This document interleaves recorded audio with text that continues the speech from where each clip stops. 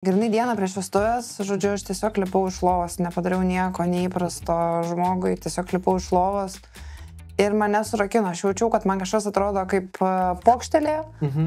Mieloji Dovilė, dėkui, kad atėjai. Prisiminkim, kad čia irgi mes šnekam pakankamai lengvabūdiškai, tai nereikia baisiai daug formalumų. Tai, tave šiandien pasikvietėm dėl banalios priežasties, tai yra, kad šiek tiek pasikalbėtum ir pati papasakom apie savo egzotišką istoriją, tai yra, kaip čia, tuo metu net kai atėjai, prisimenu, žinai, mes tam kalbamės ir tau sakiau, kad tu esi viena iš tų atvejų, kurie rečiau yra sutinkami ir kokia jo galutinė išeiga, aš pats to net negaliu pažadėti, kad bus gerai. Tai, žinai, gera pradžia buvo mūsų bendro susitikimo.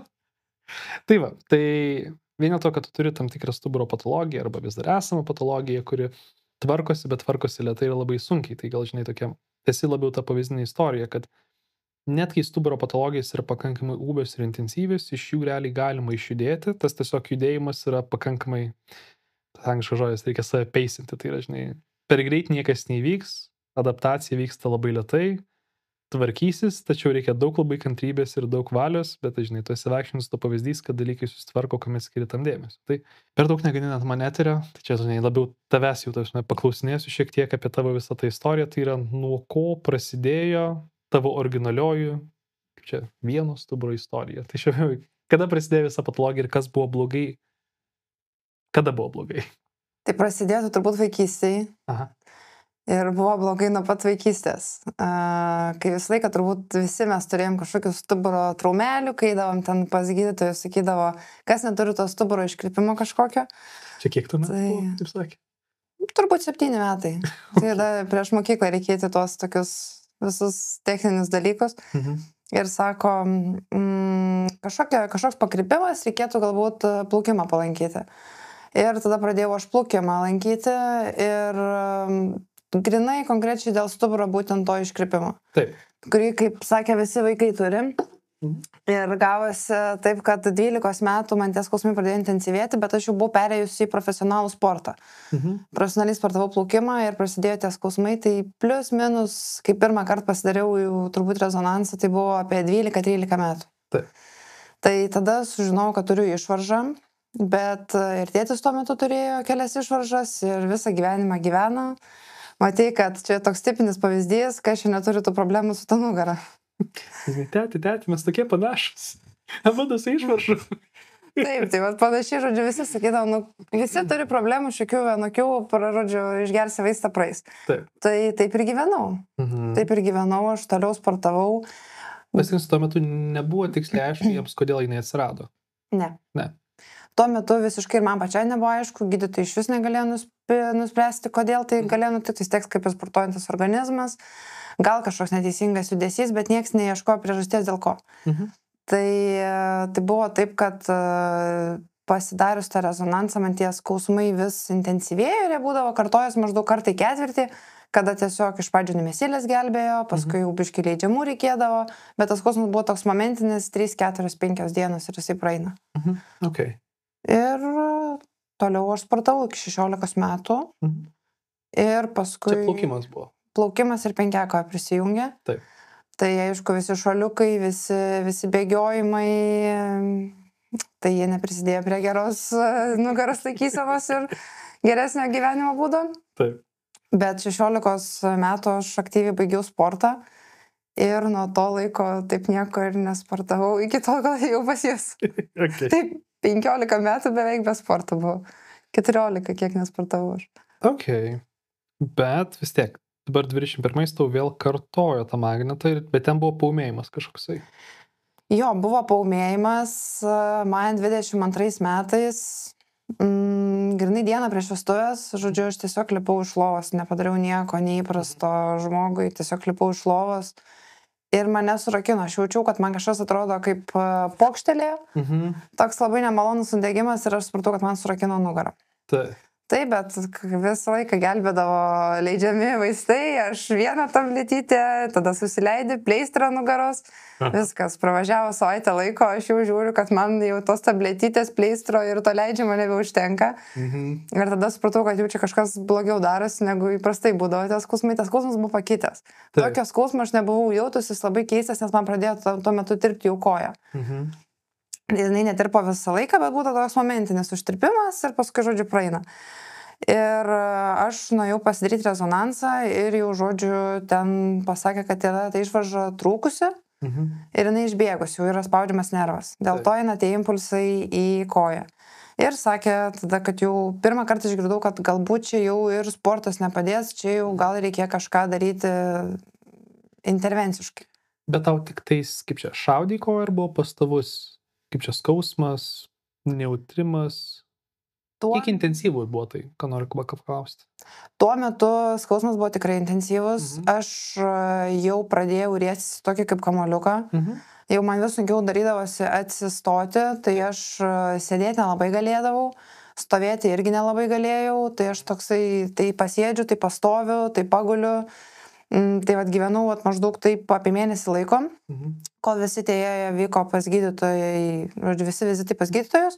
Ir tas skausmas į koją, jisai buvo toks pulsuojantis. Nebuvo iš karto, jisai būdavo kartą per dieną, paskui 2 kartus per dieną, paskui biškį intensyvėjo, kai ilgiau pasėdė, kai nepatogiai atsitūpus būni, žodžiu, kažkokiais nepatogiais momentais pradėjo tas skausmas intensyvėti. Taip. Ir kai man pasakė, kad galbūt reikalinga intervencija, aš iš karto minties neprisileidau, čia visi gyvena be operacijos, ko aš čia tokia ypatinga. Jo labiau buvau prisiklausiusiu, čia buvo anksčiau sakę, kad labai sunkios yra operacijos, niekas nedaro, čia dar tokiam amžiui iš vis nedaroma, čia reikia labai blogos diagnozės, ir kai pasakė, kad čia galbūt reikalinga, tada pradėjau galvoti, negi čia ta diagnozė tiek bloga. Taip. Ir pasakė gydytojas, neurochirurgas jau buvo klinikose ir jisai pasakė, kad pas juos tiesiog nelabai yra galimybė operuoti tokio būtent sudėjimo žmogų ir pagal amžių vertinant, tai jie pasiūlė kreiptis į santaras. Nuvažiavau į santaras, aišku, eilės visur beprotiškos, tas skausmas intensyvėja, nėra kada, pavadinkim, tų dienų laukti, o tas skausmas yra tiek, kad aš jau tiesiog pradėjau jau sunkiai iki Vilniaus atvažiuoti. Iki santarų kelionė buvo su keliais sustojimais, jau prasidėjo toksai diskomfortas, kad aš tiesiog sėdėti mašiną nebegaliu. Ir prasidėjo vėl visi vizitai ir santarose pasakė tą patį, kad jie dėja negali operuoti, nes yra per didelė rizika ir tokio kaip opcijos, ką daryti, nelabai pasiūlo. Galima pabandyti gal su blokadom, gal su sportu, gal dar kažkaip iki tos, pavadinkim, chirurginės operacijos kažkokį tais veiksmą atlikti. Aš čia pasitikslinsiu dabar, kai jis sakė, kad ir tam pačiam Kaune, kad negalima daryti ant ko tavo sudėjimo. Koks argumentas, kol negalima, gal ne iki galo supratau? Sakė, kad esu tiesiog per kuda ir nervas yra per plonas pats nervas, vieta yra labai nepalanki operacijai ir mano sudėjimas irgi kažkuo koreliuoja su sunkia operacinė galbūt būklė. Jo, čia irgi turbūt biškį pridėti galima, nes irgi kaip tik vakar buvo atsidaręs visą tą ligos istoriją, ta viškė, tai ten vaizdų gaila nėra pridėta, čia irgi sveikatos pliusai, kabutėse. Yra daugiau patys aprašymai, kurie yra tokie, irgi kartais lakoniški, ne tose vietose, kur norėtum, nes niekas neįvardina, žinai, kokio tenais gali būti, kokio storio yra tie patys, žinai, slanksteliai, kokio dydžio yra tie patys nervai, čia, žinai, kad galėtume palyginti ir pasižiūrėti, kiek iš tiesų tas yra plonas, kai jie sako struktūros, kad, per smulkios struktūros. Ką aš noriu su šito pasakyti, yra, kad tuo metu, kai vyksta tikros tos išvaržos, kurios arba spaudžia visas nugaros smegenis, arba spaudžia šakelės, nes vieną arba kitą pusę, nes yra įsivaizduojamas stuburas, kuris atšakoja abi pusės. Tai fundamentaliai yra tai, kad jeigu tu turi pakankamai, kaip čia dabar, mažą lokaciją operuoti, tai neskaitant to, kad ten sunku įlysti ir žiūrėti, bet čia, taip sakant, techniniai niuansai. Kitas dalykas, jeigu turi pašalinti disko, kas tavo atveju, žinai, čia užbėgant biškyvikų žukių, nes ir buvo ta operacija, jeigu pašalino dalį diskos, ta vadinamoji mikrodiskektomija. Tai yra, kad pašalini mažą dalį disko, ta, kuri yra įplyšus ir kuri išsiveržus stuburo kanalą. Kartais, kaip papildomas aspektas, daryti tiesiog plokštelę arba kažkokį sraigtą tam, kad tu, taip sakant, tą vietą, kur įsivaizduojama kolona stovi slankstelių ant slankstelių, tu turi diską, kuris vienoje vietoje praplyša ir išsiveržia. Taip sakant, nupjauni tą galą tiesiog, ir tada tu tarp kiekvieno iš tų slankstelių surydė arba kokią nors plokštę, arba kokią nors sraigtą, kur sufiksuoji vieną su kitu po apačia esančiu. Kai smulkios struktūros nėra pakankamai smulkių sraigtų ir plokštelių, kad galėtum fiksacijas atlikti. Reiškia, gali tik pašalinti, bet negali nieko daugiau padaryti. Ir va čia ateina tokia, žinai, keista rizikos zona, nes nebėra jokių alternatyvų, jeigu nepais pirmasis. Mes čia turbūt apie tai turbūt ir kalbėjo, nes rizika nesmažas tarpas. Dabar. Jo, kalbėjo apie tą tokį kaip implantą, kuris irgi buvo negalimas, nes didesnė atmetimo reakcija, kaip ir pripažino dėl amžiaus, kad galbūt organizmas bandys, kai svetimkūnį atmesti. Tai nežinau, kiek tai yra teisybės, kiek tai yra, pavadinkim, kalbas, bet, žodžiu, to dalyko irgi nesiryžo jie daryti. Čia irgi svarbus labai pastebėjimas. Kai tu esi jauna, tas implantas yra kaip ir bet kokie kiti dalykai mūsų kūne. Tai yra, kuo tu jaunesnis, tuo imunitetas stipresnis, kuo jis yra stipresnis, tuo jis greičiau atmintinėja viską, kas svetima. Tai čia, dėti protezus žmonėms virš 60 ar 70, nebuvo, kai tau yra vos 30. Dar tada netiek nebuvo. Tai dar netiek tave, tuo labiau. Tai čia, žinai, esi per jauna, kad turėtum tokias problemas. Sorry. Gyvenimas. Tai iš tikrųjų nusintė vėl mane iš Santarų, atgal grąžino į klinikas ir klinikos rekomendavo vieną gydytoją, bet pas jį eilė buvo, tuo metu buvo rugsėjais, kai visa šita mano problema vystėsi ir artimiausią laiką man pasiūlė gegužės mėnesį ekstra talonų. Nuo rugsėjo iki gegužės. Visus metus reikia pragyventi, žodžiu, su šitu skausmu, kada aš jau beveik nebevaikščiojau. Ir buvo taip, kad aš vieną dieną tiesiog grįžau už darbo, sukritau prie mašinos ir viskas, man visiškai nujungė koją, absoliučiai, aš visiškai nebeatsistojau. Mane partempė ant pilvo namo ir aš pragulėjau beveik parą laiko. Iki tol, kol supratom, kad jau čia kažkas negerai, nes man jau buvo sutrikęs ir šlapinimasis. Aš nueidavau į tualetą ir tiesiog negali padaryti, nes kažkas yra užspausta. Tada aš jau parą laiko gulėjau, tiesiog nevalgysiu ir niekur nebuvus, nes aš nebeatsistojau. Ir išvažiavau aš į ligoninę. Ir tada jau ta operacija gavosi, pavadinkim, pagreitinto atveju. Tik tai buvo per pažįstamą susitarta su to gydytoju, kad jisai mane operuos, nes čia jau neslėpkim, nieks nenorėjo apsimti ir tiesiog tą žmogų mes paprašėm, įkalbinom, kad aš jau sutikau pasirašyti dokumentus, kad jau yra ta rizika, nes buvo ta rizika, aš bijau sumeluotų skaičių, ar 60, 40 ar 70, 30 jie davė, kad ta operacija pasiseks, bet yra rizika, kad toksai... Kad gali būti nervo pažeidimas ir kai kurios funkcijos išliks išnykusios. Taip, būtent. Tai pasirašyti dokumentus mane operavo ekstra tvarka, nors ir tai 2 savaitės iki operacijos aš laukiau. Taip. Tai jau ligoninėje aš negulėjau visiškai lovoje, aš jau gulėdavau ant žemės. Visą laiką buvau ant morfijaus. Galima priprasti prie šito gero dalyko. Vis tiek gulėjau ant žemės. Vis tiek gulėjau ant žemės. Morfijaus kaučia. Galima ir ant žemės pagulėti. Smagus jausmas. Kai dabar pasižiūri iš šono, smagu pasižiūrėti, bet geriau nepatirti. Tai po operacijos iš karto atrodo, akyse prašviesėjo tas dalykas, visas nuėjo tas skausmas. Vienintelis dalykas, kad man negrįžo dešinės kojos visiškas pilnas atsistatymas. Aš į sanatoriją išvažiavau tos kojos nelabai pastatydama, nelabai valdydama. Jinai buvo tokia nefunkcionali. Tasme, kad gali su ją remtis, bet negali kontroliuoti jokios galios ar spaudimo pakelimo. Taip, negalėjau lipti laiptais, tiesiog vilkdavosi. Taip. Keldavo nuo kelio iki kelio valdydavo, nuo kelio jinai buvo tokia nelabai funkcionali. Tai buvo kaip ten ta krentanti pėda, kad tau tiesiog negalėjai kelti jos. Su šlapinimus viskas gerai jau buvo. Jau grįžo, taip. Grįžo, ok. Nes ta pati irgi klausiu, nes pėdos visas pakelimas taip pat kaip ir čia šlapimo paslės kontrolė, šlapimo sraukų yra iš esmės tos pačios šakelės tęstinumas. Tai čia, žinai, yra kartais, kaip ir susiję dalykai. Tai, jeigu to negali, tai ir tas yra sudėtingesnis, bet fundamentaliai akivaizdu, kad nėra pilno pažeidimo, yra tik dalinis pažeidimas. Arba dar pilnai nesistatė tuo metu. Okay. Tai jis kaip po šiai dienai toks yra dalinis nutirpimas. Daisim iki šiandienos dar. Kokios dar funkcijos yra ir nėra. Okay.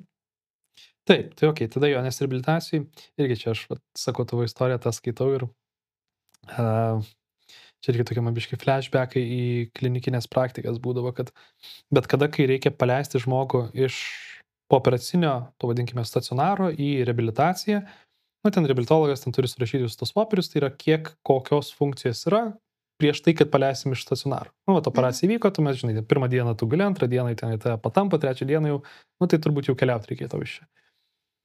Tai aš nežinau, kiek dienų tave laikė po operacijos. Kadangi tai buvo šventinis periodas, nes čia gavosi per kalėdas, Taip. tai turbūt apie kokias 5 visumoje po operacijos buvau. Jo, tai biškai daugiau negu standartas. Nes irgi, bet kol sakau, tas išrašuose grinai yra, kur ten tokie Bartelio testai, Minimantil, pajėgumo testai, kur pagal popierius funkcijos jau buvo atsistačiusios, bet čia tu turi tai pažymėti vien tam, kad galėtum paleisti, nes jeigu nėra funkcijos, tu negali paleisti teoriškai. Taip. Nes po to reabilitacijų priimi, reabilitacijoje vėl kaip priima į sanatoriją, žiūrėk, vėl funkcijų nebėra. Ir tada, bet kaip paleidžiu, vėl funkcijos yra. Nu, čia formalumai tam tikri papiriniai, kurie, vat ir sakau, kartais ta istorijos aprašai biškai kertasi su tai, kokia yra realybė, kodėl realybė jau pats žmogus geriau papasakoja, ne vien tik istorijas skaitai. Tai šiaip ir buvo šitas dalykas sanatorija, kad aš išvažiavau su visiškai veikiančia koja, taip iš ligoninės išleido, nuvažiuoju, aš jos nevaldau. Tai papildomi teipai, papildomas kineziterapijos jau mane ten pradėjo pliusuoti visus tos sąrašus, kiek ten, žodžiu, mane išleido su kokiu defektuotu visų sąrašų. Gerai, tada vyksta reabilitacija ir kiek laiko pati reabilitacija buvo dabar po tos operacijos? Apie 1 savaičių turbūt. Kas tuo metu atliekama yra? Kadangi mano buvo koja pilnai neatsistačius, tai man dalies negalėjo daryti tų funkcijų, tai buvo kineziterapinės mankštos, buvo šildymai ir buvo vandens terapija. Okay. Tai vandens terapija turbūt buvo pats efektyviausias dalykas. Ta, kurį pajaučiu tiesiog tą efektą tokį stiprėjantį patį organizmą. Taip. O visi kiti tai jie tokie buvo, pavadinkim, geriau, bet negu nieko, bet ar pasidarė kažkokia nauda? Ne. Supratau. Tai tuomet jau kaip baigėsi sanatorinė reabilitacija, tai kiek tos funkcijos buvo sugrįžusios bendrai kojos valdymo? Neatsimenu. Okay. Bet skausmas nugaros tuo metu jau buvo ramus, kaip ir. Jo, jisai pamažu jau palaipsniui jisai mažėjo, iš po operacijos, po to po operacinio periodo, kaip ir tos funkcijos grįžo, ta koja per kažkiek laiko irgi atsistatė, nepasakysiu per kiek, bet funkcijos atsistatė ir tiesiog nugaros tas laipsniškumas skausmo mažėjo. Nu gerai, ir toliau tęsiasi tavo gyvenimas. Bet. Ir visą laiką, ant tam tikrų judesių, visą laiką po operacijos išlikdavo skausmas, kada tu lenkiesi į apačią. Kada, tarkim, batus rišiesi, kažkokius daiktus keli nuo pačios, kažkas viskas susiję būdavo, kada tu lenkiesi į apačią. Tai tą skausmą išjausdavau, bet aš pradėjau plaukti. Nes buvau sugrįžusi aš pas gydytoją, kuris operavo. Ir su juo pasitarus buvo priimtas toks sprendimas, kad aš jau galiu pradėti plaukti, nes sakė, kad sporto nelabai rekomenduoja. Vien dėl to, kad tuo metu dar buvau per silpna, tai sakė, kad pradėti save stiprinti patį organizmą reikėtų pradėti plaukti. Tai kadangi aš kaip buvusi plaukikė, kaip ir man atrodė, kad aš viską galiu plaukti pati taip, kaip reikia. Ir iš pradžių buvo sunku dėl to, kad raumenynas visiškai atrofavęs, jis iš tiek metų nesportavęs. Paskui, aišku, tas sportinis užsivedimas, jisai išliko ir tie kilometrai didėjo, posūkiai atsirado, kada aš vėl pajaučiau po vieno posūkio, kad man vėl ta nugara kažkaip tai jau ten nelabai. Pradėjo vėl beplaukiant šiek tiek koją tirpti, būtent po posūkio apsivertimo. Paskui pradėjo tas kojos tirpimas atsirasti ir naktį. Čia kiek maždaug laiko buvo praėję po tos operacijos? Pusmetis? Apie metai laiko. Okay. Metai laiko, bet kadangi man vėl rekomendavo plaukti, tai aš toliau ir plaukiau. Buvau dar nuėjus pas vieną kitą gydytoją kineziterapeutą, taip pavadinkim, privačiai. Ir jie sakė, kad kol kas turbūt geriausias sprendimas yra sportuoti plaukiant, kada tu prarandi pusę savo kūno masės, nes aš tai dienai jų akimis buvau savo per sunki. Mano nugara pagal jų suvokimas sakė, kad tiesiog yra per trapi mano dabartiniam svoriui. Tai vieni sako, kad aš per mažai sveriu, žiūrint iš chirurgų pusės, kiti sako, kad aš per daug sveriu. Tai toks nesupranta, ar man valgyti daugiau, ar man nebevalgyti. Taip. Okay. Tai va taip viskas iš tikrųjų ir klostėsi, kad visą laiką iki patekimo pas jūs aš beveik plaukiau. Taip. Tas kažkiek buvo pagerėjęs progresas ir paskui vėl prasidarė regresas. Ok. Ir tada teoriškai tu vis tiek, tau buvo atliktas magnetas ir jie tada jau čia buvo 24 metais, jo, nes čia prieš pas mumis ir ateinant. Nes irgi ten atliko magnetą ir jie pamatė, kad yra jau dabar vėl tas pats, kurie dar irgi 23 magnete aprašyta yra, kad yra ten ta L5S1, ten, kaip čia, įtariama stenozė, nes yra, bet yra spaudžiama kišenė, kitaip tariant, yra spaudžiama šakelė į šoną ir šiek tiek stuburo kanalas, arba įtariama, kad spaudžiamas, ten toks labai keistai aprašymas parašytas. Ir ta 24 metais yra jau, žinai, įdėtas, lyginant su 23 metų nuotrauka, matoma, kad yra pilnai stenozuota kišenė, tai yra ta šakelės einanti iš stuburo kanalo į vieną koją ir yra iš stuburo kanalas stenozuotas. Nu, tai yra abudu spaudžiami pilnai, nes yra dar įvykus retrolistezė, tai yra slankstelis pasilinkęs atgal. Tai... Vaitė žodžiai sunkiai skamba. Jo, tai čia, žinai, kur vis laiką toks... Čia tikrai tie atvejai, kur norisi turėti modeliuką, kurio gali pastumdyti ir parodyti, kas ten vyksta. Bet čia irgi tas dalis tos implanto originaliai negalėjimo įdėti problemos, kad tada, kada tu pašalina dalį disko, tai techniškai šalia to disko tenais ir dar raiščiai yra, kurie, laiko, taip sakant, stuburą iš vienos pusės ir iš kitos pusės. Tik tai, kad tau iš priekinės dalies, taip sakant, dalį disko, taip sakant, pašalino. Čia dabar mes irgi, aš šiek tiek kalbėjausi su keliais kitais žmonėm, kurie irgi šitame specializuojasi, tai buvo irgi man klausimas, kodėl negyjo taip, kaip dažniausiai gyja. Nežinai, dažniausiai būna, kad tu, kad ir pašalint dalį, tai suformuoja randas toje vietoje, kur nebėra disko pašalint. Kodėl šiuo atveju nekiek formavosi randas, bet randas nesformavo greitai, arba net gal kitas variantas, randas buvo pakankamai minkštas, kad jis nelaikė slankstelio stabiliai ir vyko slankstelio retrolistezė, tai yra slankstelis sugebėjo pasislinkti atgal. Bet jeigu paslinki slankstelį atgal, tai kas tuomet įvyksta iš esmės, kur vėlgi įsivaizduojamas yra stuburo kanalas, tu vieną slankstelį paslinkęs atgal, tą pasiaurinį kanalą, nes tarpas iš viso žiūrint yra siauresnis, priešingai atstovėtų vienas ant kito. Tai vat, kai vyko kanalo, arba šiuo atveju retrolistezė, kanalas susiaurėjo, dar labiau prispaudė šakelę ir hence yra čia 24 metų magnetas, nes mes turime, be to, kad prieš tai yra šiek tiek kabinama, jeigu tau pašalinus diską nebuvo stuburo kompresijos, per laiką slankstelis pradėjo judėti, hence vėl suspaudė stuburą kitoje vietoje. Ten pat, bet turiminį nebe originaliai ne dėl disko, dabar dėl slankstelio pajudėjimų. Bet tu ir buvai pirmasis, kuris man taip žmogiškai nupiešė, kaip atrodo stuburas, nes aš tiek metų gyvenu su tais visais tokiais žodžiais, kurių nesuprantu, ten visokios restrolizės ir visokie kitokie keiksmažodžiai, kurie nieko nesako, kai įsivedi į Google, jeigu dar į ChatGPT, tai to viskas jau yra paskutinioji už kampo. Aš labai laukiu, kol GPT turės gerą algoritmą, kad tu jam įrašai žodžius ir jisai nupieš tą stuburą, nes aš vis laukiu, kol aš testuoju, bet jis nupiešia maketą, o ne tai, kas paprašyta yra. Bet mentaliai taip, čia, tas suvokimas, kas kurioje vietoje yra, nes nuo to turbūt ir vyksta ta diskusija, su žmogum, ką reikia daryti, nes aš prisimenu, mes pirmą kartą ir kalbėjomės tam ant stalo apie tai, kad aš bandžiau suprasti, ką tau minėjo kiti specialistai, kai vieni sako, kad tu per mažai sveri, kiti sako, kad tu per daug sveri. Na, tokia irgi dviguba žinutė, bet visi kažkokią raciją turi tam turėti. Teoriškai, vienas tavo kintamasis keistas, toks keistas yra, čia, kaip sakau, unikalus Dovilės dalykas. Tai yra, tu esi labai plastiška pagal tą natūrą, nuo gamtos. Kitaip tariant, tavo audiniai yra labai, pliable, tas angliškas žodis, tai yra labai lengvai pasiduoda manipuliacijai, ten sąnariai mobilus, nors per daug nieko nedarai, stuburas yra pakankamai irgi lengvai, nesunkiai, kaip čia yra manipuliuojamas visas pusės, bet čia yra davę gamta didelį plastiškumą. Plastiškumo minusas yra, bet kada netgi ir randai formuojasi, yra labai minkšti, reiškia viskas vis tiek juda, netgi kai ir turėtų būti kieta. Ir čia yra dalykas, dėl ko galėjo tiesiog nesunkiai judėti tas slankstelis į vieną ir kitą pusę.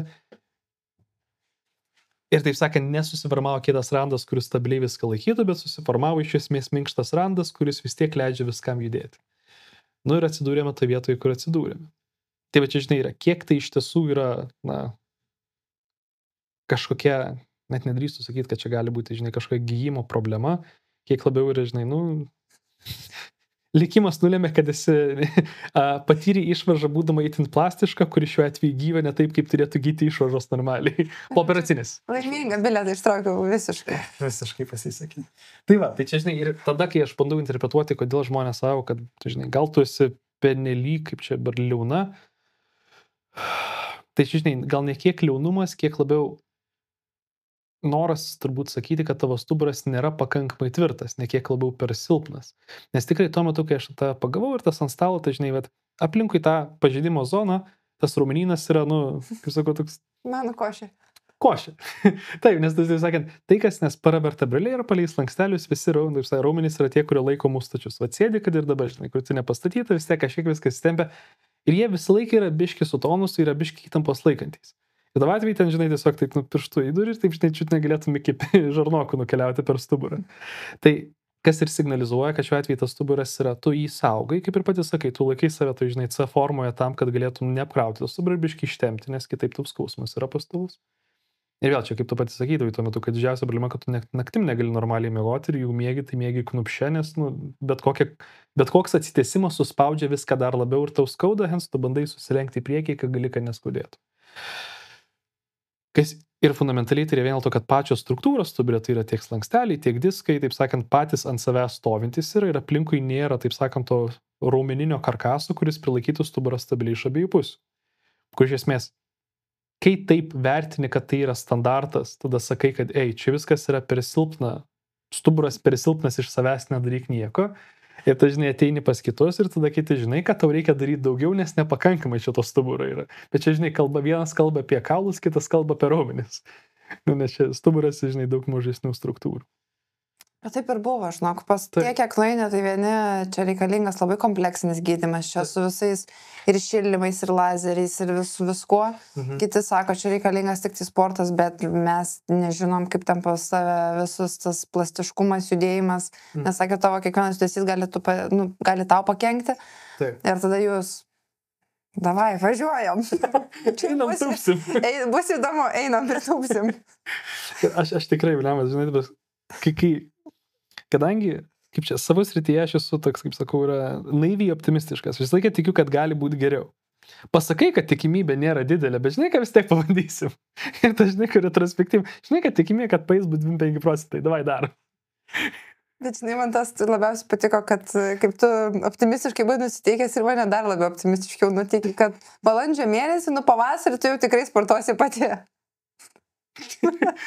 Gegužės 1, gegužės 5, tiksliau šiandien. Iš kitos pusės, praeitą savaitę buvai patvėjai, atvykus treniruotę daryti, nebuvo tavo kinozo. Taip, pirmą kartą. Taip va. Bet nekartočiau. Gerai, kai jisai yra šalia. Bet čia irgi, žinai, yra keistas toksai. Bet ar buvo kažkas blogai, kaip pati treniravais? Man svorius pačias sunku užsikelt. Tai jo, nes nuo pačios reikia pasiekti. Jo, nes jeigu viskas būtų tokiam ūgiui, kad man nereikėtų lankstytis, svoris būtų žiauriai gerai. Kai reikia mano pačios jį pakelti, yra sudėtinga. Tai man talkina visą likusi komanda. Gerai. Supratau. Jo, nes didžiąją dalimi tas startas irgi buvo toks, kaip mes tuomet ir kalbėjom su to pačiu Aivaru, tai yra, kaip čia, tas margin of error, tai yra, žinai, kiek tu gali sau leisti daryti neteisingai. Ir, žinai, kai dirbi su, bandykime, treniruojasi sveikas asmuo, tai, žinai, ten darysi kreivai, darysi šleivai, biški, tu gali sau leisti pradžioj daryti biški šleiviau, nes su kiekvienu kartu vis papildysi ir darysi geriau, žinai. Su tam tas startas yra, žinai, kur daryti, jeigu tobulai yra 100%, galime nuokapį turėti 98% nuo pirmo karto. Beje, startiniam taške žmogus visiškai kūno nejaučia, nes nejudėjęs reguliariai. Tai, ja, tas toks...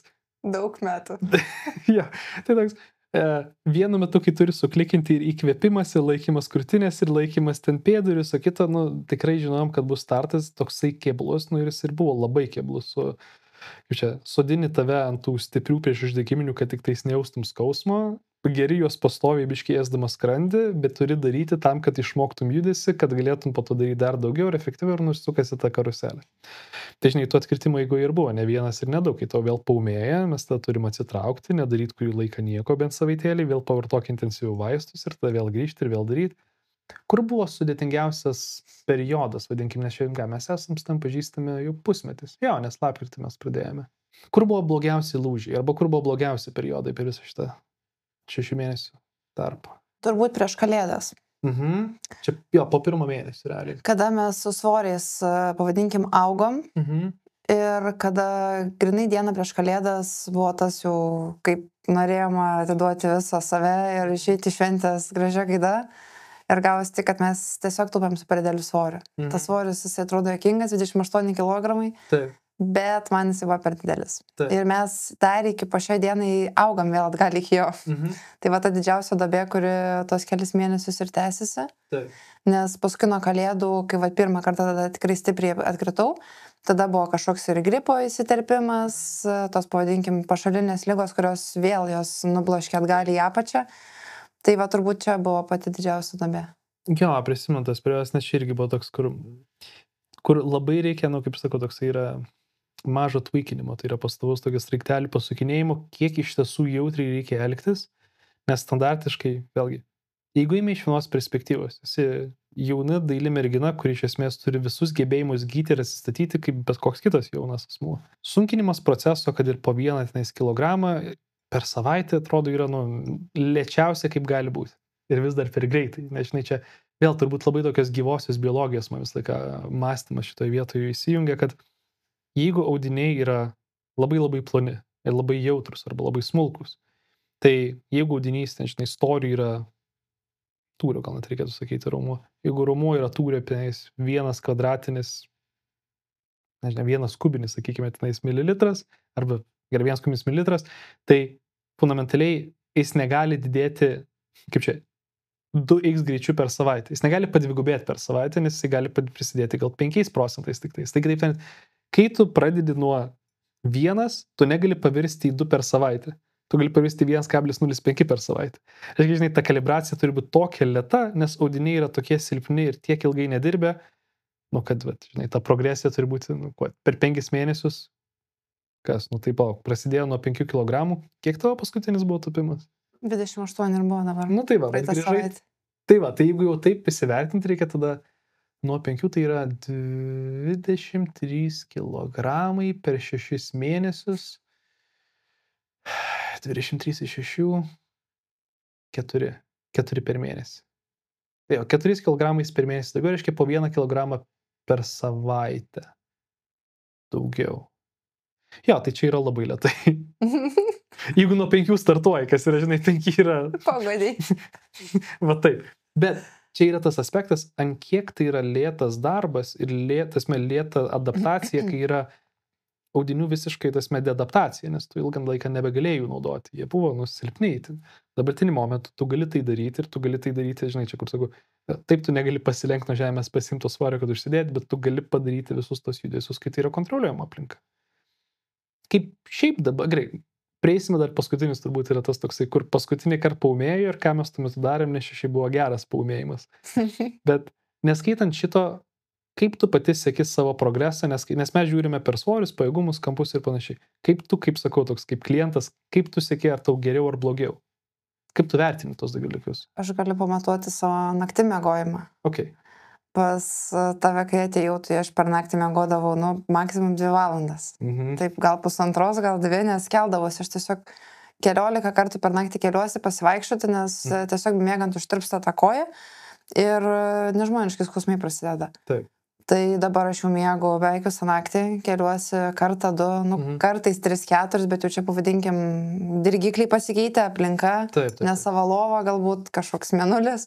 Taip. Migrena. Tai migrena kažkas. Tai va apie 2-3 kartus keliuosi tik tai čia yra didžiausias pastebimas dalykas. Taip. Kitas dalykas, aš į Vilnių atvažiuoju be sustojimo. Nestoju kiekvienoj kolonėlį pasivaikščioti.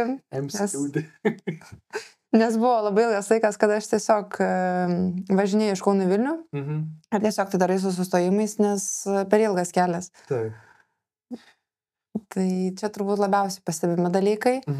Ir šiaip tai, kad aš kai pradėjau ir tūpti ir kai mes atmatom, kad aš kažkada su štanga negalėjau tūpti paprasta be svorio, tai dabar jau man ta štanga paprasta, neatrodo, čia tik apšilimas. Tai va čia toksai, kad stiprėjimas jauti tu tą visą organizmą. Jo, čia turbūt to istorijai tokias 2 dalys užsiakcentuoti, kad, žinai, nors ir, žinai, čia pasiūkiu iš vienos pusės, kad 28 nėra daug ir čia lėtas progresas, iš kitos pusės kas čia yra, pusė tavo svorio, tipo, judinti pusę svorio šiaip yra jau populiacijai išimtai, kas gali tai daryti, nes, žmonės yra silpni, let's be honest in general. Tai, čia jau yra daug svorio atžvilgių, Kitas dalykas irgi, kur yra tie tokie objektyvūs matai, kuriuos kartais mes naudojame arba gydyme, arba diagnostikai plačiaja prasme, jie iš esmės yra antriniai, lyginant su to, kur kas svarbesni dalykai yra žmogus gyvenimo kokybės faktoriai. Nu, žinai, ar žmogus gali miegoti, ar žmogus gali reguliariai, žinai, išlaikyti ilgesnį sėdėjimus pozicijas, ar jis gali dirbti savo darbą su savo, žinai, esamų problemų.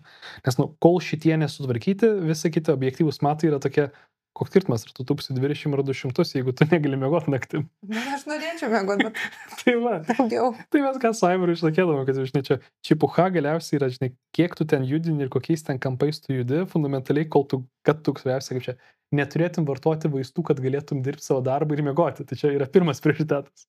Kai tas susitvarkys. Aš to nepasiekėm. Kol kas. Tai va, tai prieinam prie paskutinio, nes čia, žinai, mūsų mažas... Aš manau, kad dabartinė periode, taip, čia yra geriausia, kas yra buvo kol kas, bet čia vat paskutinis paūmėjimas. Papasakoju apie paskutinį paūmėjimą, nes čia apie vaistus, kokie dabar buvo skiriami. Prieisim. Tai paskutinis paūmėjimas buvo, kad irgi treniruotės metu aš tiesiog tupiau ir mane kaip ir surakino, kaip ir paskui nepaleido, kaip ir kitą dieną dar labiau surakino. Taip. Ir tada jau mes metėm pastangas į tave, nes...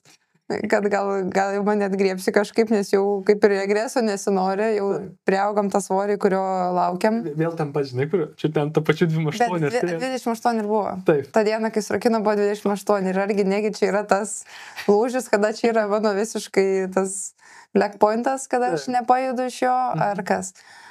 Ir tada tu pačiupinėjęs pasakai, kad jau ten nebe mano košė. Taip, tai jo, čia yra labai svarbus papildymas tuomet istorijai, nes man tuo metu ir Geveras rašo, kur sako, Josai, tipo, nenorėjau trikdyti, bet kažkas yra kaip čia, kažkas negerai su Dovilė. Štai, kas negerai. Šiaip mes turėjome šį pasimatyti, ne, jau tuo metu, nes mūsų irgi ten buvo sutarimas, kad mes turim kas porą mėnesių dabar matytis, tai čia, žinai, biškai pramazinam tos 2 mėnesius, va, ir pramazinam tą sutartą laiką. Bet kuriuo atveju, jis man prašo, žinai, okei, tai papasako, kas ten yra, tai ir sako, žinai, kad šiaip dabar jau pradėjo tik tais, kaip čia, prasidėjo skausmas per treniruotę, kas dažniausiai nes būna, kai jinai važiuoja namo, bet nekada daro judesį. Okei. Gerai, tai tada, žinai, ten biškai dar back and forth su juo pasikalbėjome apie ten, kaip tai judesiai, ką jisai ten juose mato ir taip toliau. Žinai, iš to pasakojo toksai, žinai, kaip lemba, Aivarai, kvepia, kad čia ne tas pats. Nes originalioji problema yra stuburas nelaiko, kai jisai nelaiko įvyksta kompresija šakelės pasireiškia kaip visoks ten tirpimas. Nu ir ten tasme pasireikštų ne kaip judesio metu, pasireikštų kaip viskas po to.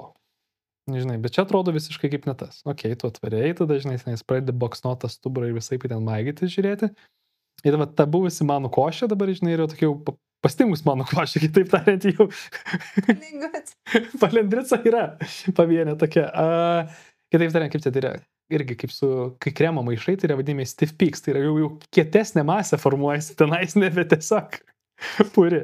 Tai va, ir esmė, kad tuo metu, žinai, ten baksnuoja ir tai nebėra visi, tai jau audiniai turintis pasipriešim, nes šiuo atveju yra ką spausti juose.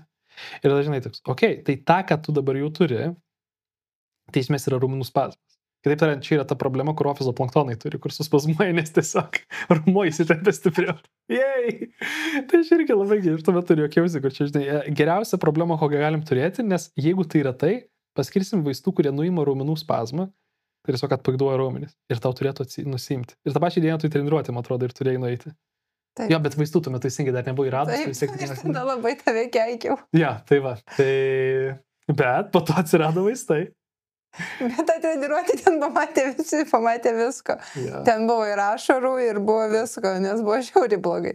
Ja, nes tuo metu tau dar buvo spazmas, nes mes tikėjomės, kad bus vaistinė atidaryta šalia, bet jinai neturėtų vaistų, kurių mums reikėjo.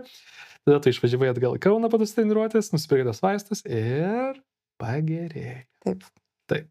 Na ir plauk, tu jos vartoji dabar daugiau nei savaitę. Gal porą. Porą savaičių, jo. Nes va, ten konkrečiai yra tiesiog raumenis atpalaiduojantis vaistas, kuris dažniausiai būna, kai žmonėms susuka nugarą, tu jį priskiri, kol jie pradės ten masažuoti, šildytis, treniruotis tam, kad atleistų raumenį, kad žmogus galėtų pradėti judėti, nes jeigu surakina, tai rakinimas yra tiesiog stuburo gynybinė reakcija. Nes... Bet tai nuo ko jis gynėsi? Konkrečiai kas jam čia pats raumuo, tas, kuris buvo užmigęs, jo, tai atsibudo? Labai subanalinant galim būtų tai pasakyti. Aš gal interpretuočiau papildomai, kad raumuo iš savęs pradėjo turėti, na kaip čia, raumuo šiek tiek sustiprėjo. Dabar, kai jisai sustiprėjo, jo tolerancija padidėjo. Kitaip tariant, jisai dabar, kaip prieš tai išsakiau, tas toksai margin error, tai yra kiek tu gali neteisingai to padaryti, jis buvo, žinai, 2-3%, nes arba tobulą, arba surakins, arba skaudės, suspausi šakelį ir panašiai. Dabartiniu momentu, žinai, tu gali sauliaisti daryti daugiau dalykų. Kitaip tariant, tu gali sauliaisti, žinai, nuokrypį turėti 10% nuo tobulumo, kad ten viskas suveiktų. Bet tuo pačiu ir tavo darbo tolerancija yra išaugusi. Aiškiai, tu gali neteisingai daugiau daryti ir kumuliuoti daugiau nuovargio.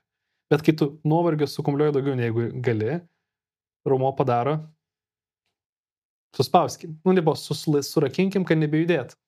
Ir tau susirakino. Tai aš per daug dirbau. Taip, tu per daug dirbai. Tu davėjai daugiau darbo, negu turėjai duoti. Nes prieš tai, žinai, čia, jeigu daroma darbo tobulai, techniškai viskas yra efficient. Tai efektyvumas 100. Tai reiškia, tu tiek, kiek padarėjai, padarėjai tiek, kiek turėjai ir ten nebuvo jokio, kaip čia, waste, tokio, žinai, blogo efekto, kad kažkas suspazmuotų.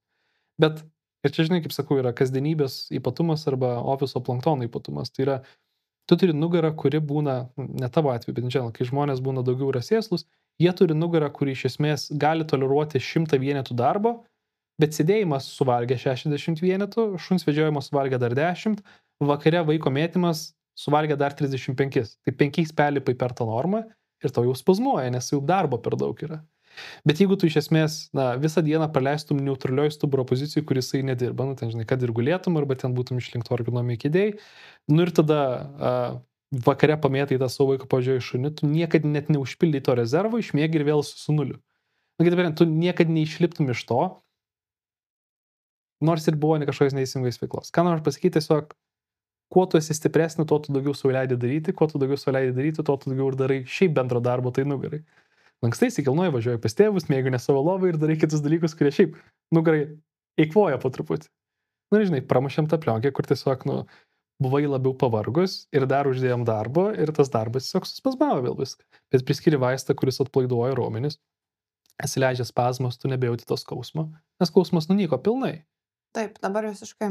Jo, tai va, nes dabar tu jau kiek irgi čia kas 3 dienas, sakė, kiek nebevartoji vaistų ir to skausmo nėra, nes raumenys laikinai buvo atplaiduoti per cheminį melį substratą, bet tuo periodu tiesiog vis tiek jiem buvo duodamas darbas, kurie galėjo tenais pilnai susitraukti, pilnai atsipalaiduoti, susitraukti, atsipalaiduoti, tu ilsėdavaisi, vėl treniruodavaisi.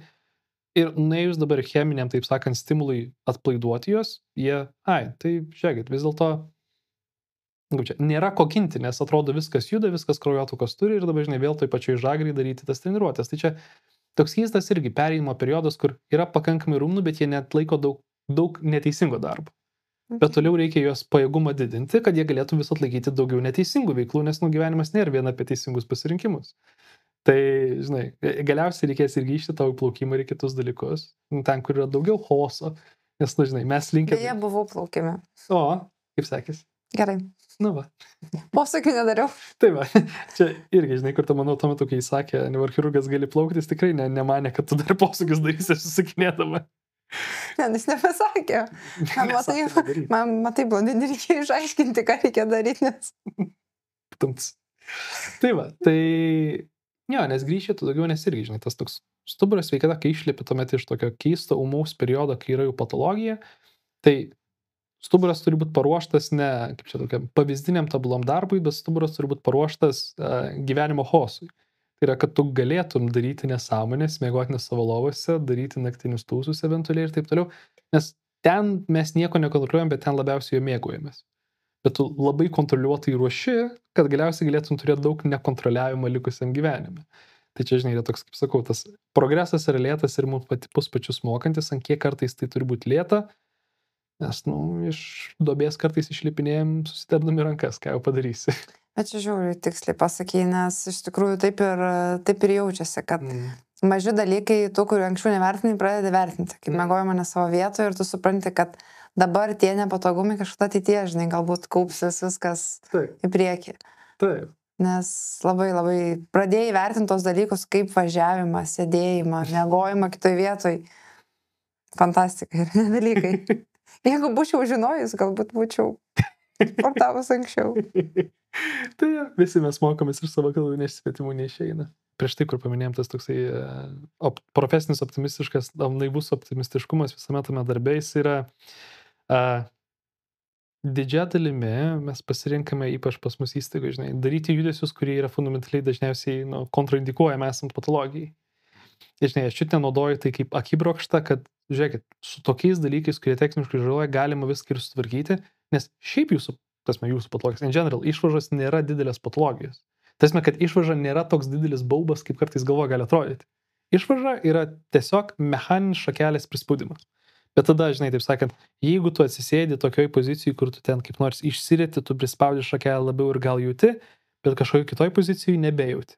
Tai kitaip tariant, tai jau nuo pozicijos priklauso, kad, kaip čia, atsisės teisingą poziciją ir tu nebeturi išvažą. Atsisės kitaip, tada yra išvaža. Tai čia nėra tokia didelė patologija, kaip, ko negalima išspręsti, nes jinai jau nuo pozicijos gali išsispręsti. Reiškia, fundamentaliai, kai tai yra taip manipuliuojama lengvai, tai dabar klausimas, kaip yra tos, žinai, sustekinti ir sudėlioti kaladėlės, kad tavo stuburas laikytus teisingų pozicijų ilgesnį laiką. Ir ką tada padaryti, kad tada įsmok, kad galėtų mokėti laikytis teisingų pozicijų, o tada ant viršaus, kad ir turėtų tolerancijos kažkiek pabūti nepatogiai pozicijai. Nu čia iš esmės tokį žaidimą, kaip viską aplinkui apdėlioti, trumpuoju periodu, kad būtų saugu, o po to, kad būtų, žinai, kad galėtum ir daug nesaugių dalykų daryti. Fundamentaliai išvaržos yra ligos, kurias reikia tvarkyti, bet jos nėra tokie dideli baublai, kad staiga nieko nebegalėsi daryti ir tik tai su korsetu sėdėsi ir tik tai vaistus vartosi. Gink Dieve. Esmė, čia, žinai, tu esi to vaikščiojimo pavyzdys, kad, tai yra taip nebūna, vien dėl to, kad prieš tave, žinai, yra sustekintos visos kortos gamtos ir patologijų, kur šiaip tai stuburas labai plastiškas, taip tai stuburas su išvaža, šiaip tai nesugyja taip, kaip turėjo sugyti. Ir kažkaip tu vis dar sugebi daryti dalykus, kuriuos dabar nori daryti ir tolerancija po truputį vis auganti. Nes visą laiką žiūri tą kreivę, kaip tendencija yra. Tai būna pakritimų, bet jeigu zoomauti, kaip kokių akcijų rinkai, viskas vis tiek gerėja. O tai gerai, tai tolima dar bus geriau. Tiesiog yra sudėlioti, kortas reikia teisingai. Žodžiu, investuoti reikia į save.